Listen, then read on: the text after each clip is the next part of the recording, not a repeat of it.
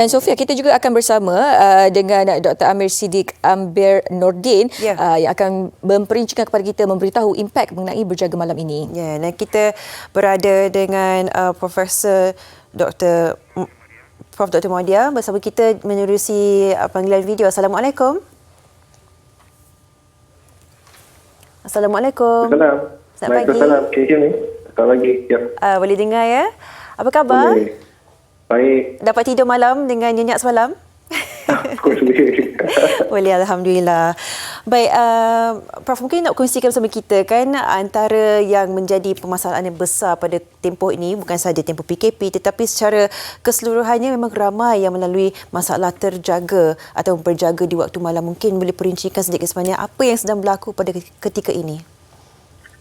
So seperti yang kita pernah bincangkan sebelum ni, memang satu masalah kesihatan mental terutamanya semasa PKP 1.0 dan juga semasa pandemik ini adalah masalah tidur, stres dan stres ni antara kedua ni. So untuk topik perbualan pagi ini lebih kepada isu tidur, dan memang kita lihat ramai yang mengatakan bahawa mereka mengalami masalah tidur terutamanya pada masa tahun lepas. Jadi mungkin Prof boleh kongsikan apa puncanya. Kadang-kadang pada waktu siang kita dah penat bekerja, tapi waktu malam badan letih tapi mata tidak boleh tidur. Jadi mungkin ada punca ataupun sebab-sebab yang spesifik yang mendorong kepada masalah berjaga malam ni, Doktor. Ya, sekarang kita bincangkan dari segi isu tidur secara keseluruhannya, memang ramai rakyat kita memang mengalami sedikit masalah tidur. Saya rasa lebih kepada isu mungkin masa yang diperlukan atau diberikan kepada diri sendiri untuk tidur mungkin singkat. Sebagai orang dewasa, biasanya kita memerlukan lebih kurang 7 hingga 8 jam. Tapi kalau kita lihat balik kepada diri kita sendiri, adakah kita mengambil masa 7 atau 8 jam untuk tidur? Itu yang pertama. So sebelum masalah PKP ni dan juga masalah pandemik ni, memang kita ada isu-isu lain seperti mungkin berjaga malam, tak nak tidur, main sports di waktu malam, makan besar pada waktu malam. So ini semua akan menjejaskan isu tidur. Kita faham bahawa ada beberapa orang mungkin pekerjaannya memerlukan dia bekerja malam. Contohnya kerja shift work, mungkin itu akan mengganggu isu tidur.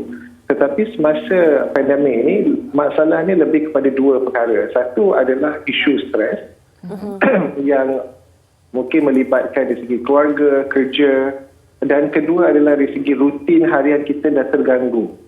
Kalau kita fikirkan kembali semasa PKP 1 yang tahun baru bulan 3 tu, berapa orang daripada kita yang mungkin melihat K-drama ataupun drama-drama sampai lewat malam.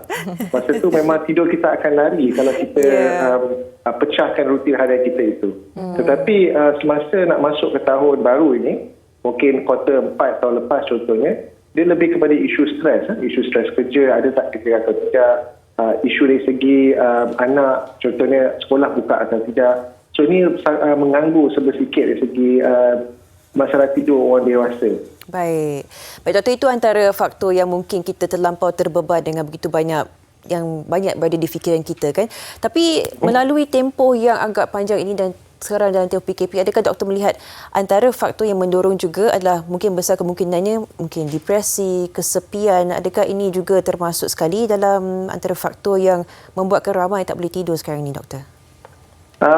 Dari segi ramainya orang masalah tidur, saya rasa masalah penyakit mental yang seperti yang dibincangkan tadi taklah menjadi sangat ketara. Tetapi dia juga merupakan satu faktor yang mungkin mengganggu masalah tidur pada mereka yang mungkin mengalami masalah ini.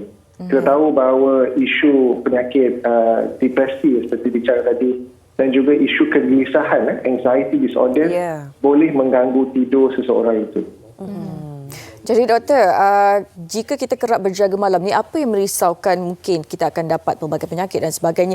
Tetapi adakah dengan kerap berjaga malam ini boleh membawa kepada risiko kematian?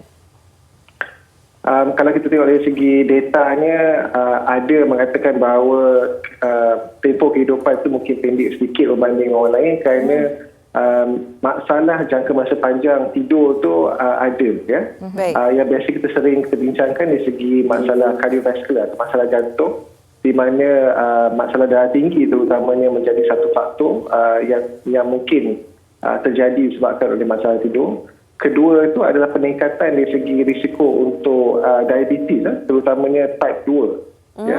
Kerana berat badan kita pun kadang-kadang susah nak dijaga semasa kita ada masalah tidur ini. Yeah. Okey. So these are some of the long-term complications mungkin mengganggu menyebabkan kematian awal tersebut.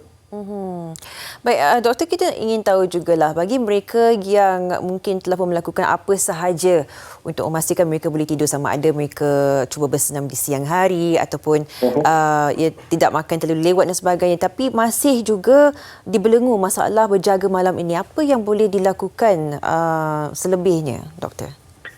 So yang penting tu kita perlu lihat kenapa ada masalah tidur. Saya terdengar tadi pesakit ataupun individu sebelum ini yang katanya ada masalah tidur ya. Tapi dia tak mendapat saringan. So antara beberapa faktor yang sering kita mungkin terlepas adalah isu OSA, obstructive sleep apnea. Di mana individu itu dia semasa dia tidur tu dia tak boleh bernafas. Maka dia akan sering terjaga malam dan menyebabkan tapi dia tak sedar. So dia akan menyebabkan individu itu akan lebih rasa penat dan ada masalah dari segi nak tidur pada waktu malam, itu disebabkan oleh OSA. So kalau kita lihat, dan tak semestinya orang yang gemuk ada masalah OSA. Kita kadang-kadang sering kaitkan OSA dengan gemuk. Tak. Kadang-kadang ada yang badannya slim pun ada masalah OSA juga. Baik. So kalau kita dapat tahu bahawa mereka ini ada masalah OSA, dan rawatan sedang diberi. Satu lagi isu, kadang-kadang ada masalah dari segi memang masalah tidur dari segi isu keluarga, dan kadang-kadang ada ubat-ubatan atau rawatan-rawatan lain yang boleh digunakan untuk individu tersebut. So maka dapatlah saringan kalau masalah tidur itu menjadi satu masalah yang besar. Tetapi secara ringkas dia untuk yang umum, yang paling penting adalah untuk rutin. Pastikan bahawa rutin tidur itu G2, terperinci. Jangan hari ini pukul 10, esok pukul 11, kemudiannya pukul 1 pagi. Ini tak begitu membantu. Kedua itu, macam kita kata tadi, elakkan makan besar, minum kopi, teh lebih kurang 6 jam sebelum tidur.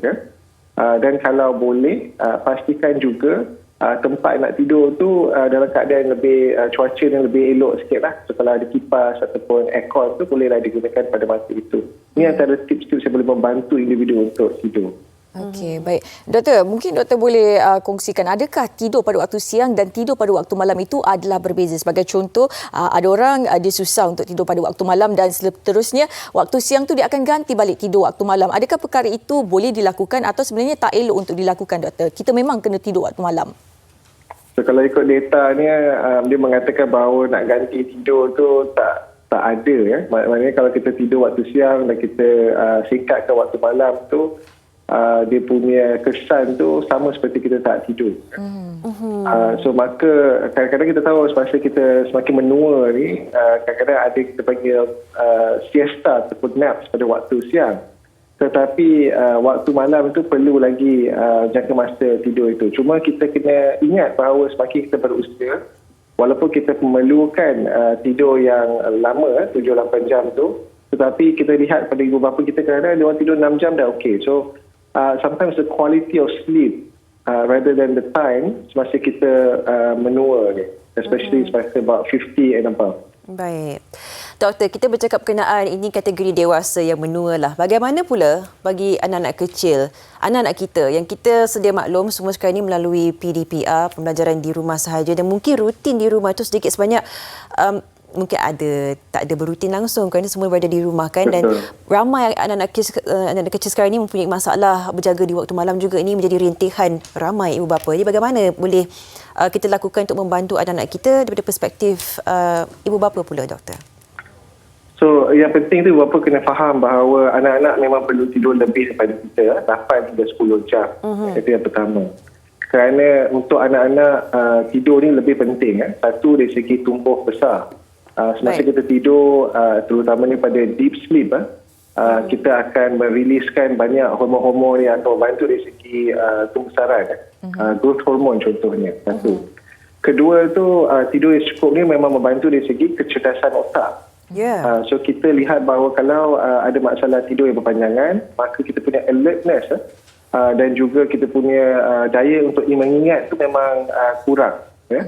So untuk anak-anak yang membesar yang tengah belajar, ini lebih penting. So walaupun saya faham ibu bapa di luar sana memang suka sekarang ni kerana diorang pun working from home Yeah. dan juga anak-anak tak pergi ke sekolah, tetapi rutin untuk tidur untuk anak-anak itu perlu. Malahan satu masalah utama untuk anak-anak sekarang kita lihat adalah isu penggunaan gadget. So, kepada ibu bapa yang baru-baru ni, pastikan bahawa anak tu mungkin dari segi gadget tu terjaga. Kepada yang dah menggunakan gadget tu, cuba fikirkan cara-cara untuk nak limitkan masa gadget tu. Kerana memang dia mengganggu sangat tidur anak-anak kita ni. Yeah. Untuk memastikan kita tidur dengan secukupnya. So they need about 8 to 10 hours untuk tidur tu, depending on age. Jadi doktor, sebagai individu yang arif dalam hal ini, mungkin doktor ada sedikit kata orang tu boleh kongsikan apa pendekatan yang terbaik yang boleh dilakukan oleh ibu bapa itu sendiri dalam membantu anak mereka dalam menukar habit daripada berjaga malam menjadi burung hantu ini kepada tidur yang kata orang tu tidur yang berkualiti. Ya. So saya rasa yang paling penting saya lihat berbincang dengan ibu bapa sekarang ni adalah isu parenting. Bukan nak katakan parentingnya salah, tetapi kadang-kadang kita lupa. So yang pertama tu memastikan bahawa rutin untuk tidur tu, terutama untuk anak-anak tu dijaga dengan rapi. Contohnya pukul 10 tu memang kena get ready anak-anak untuk tidur. Pastikan bahawa dia memang tahu pukul 10 tu dia kena masuk tidur. Itu yang pertama. Kedua tu macam kita bincangkan tadi, sama dengan kita juga. Kalau tempat tinggal itu ataupun bilik itu lebih sejuk dan nyaman, kebarangan untuk tidur itu lebih tinggi. Yang ketiga juga sama juga macam kita, pastikan bahawa makan malam tu awal sikit ataupun mungkin lepas maghrib ke, contohnya ada pukul 8. Janganlah sampai dah pukul 10, 9 malam baru nak makan. Kita faham bahawa kadang-kadang kita ni makan supper. Tetapi untuk anak-anak kita ni memang kita kena pastikan bahawa dia makan awal. Kerana especially kalau dia makan dia bergula, mungkin menyebabkan isu untuk tidur untuk anak-anak. Dia akan jadi hyper sikit. So itu menjadi satu masalah utama juga. Baik. Terima kasih kita ucapkan kepada doktor kerana memberikan sedikit sebanyak gambaran dan nasihatlah, bukan saja untuk ibu bapa dewasa tetapi juga untuk anak-anak. Ini tentunya masa untuk kita perincikan sedikit sebanyak berkenaan dengan kesihatan kita yang bermula juga daripada tidur. Kita ucapkan terima kasih kepada Profesor Madya Dr. Amir Siddiq Amber Nordin, pakar perunding kanan psikiatri merangkap pengarah UM Cares. Terima kasih. Terima kasih banyak. Terima kasih. Baik, itulah dia kita melihatkan antara yang boleh kita lakukan. Dengan harapannya kita memberikan sedikit sebanyak kepentingan dalam hidup kita itu. Dan kita juga dapat sedikit ilmu di mana pemakanan itu juga memainkan peranan yang penting, cara hidup kita, lifestyle kita macam mana, bagaimana untuk kita kata orang mendapatkan tidur yang berkualiti. Bukannya kuantiti tidur tu yang penting, tapi kualiti tidur kita tu yang paling utama sebenarnya. Betul. Jadi tetapkan rutin anda yang sebaiknya untuk anda pastikan malam ni dapat tidur. Baik, kita akan berehat seketika.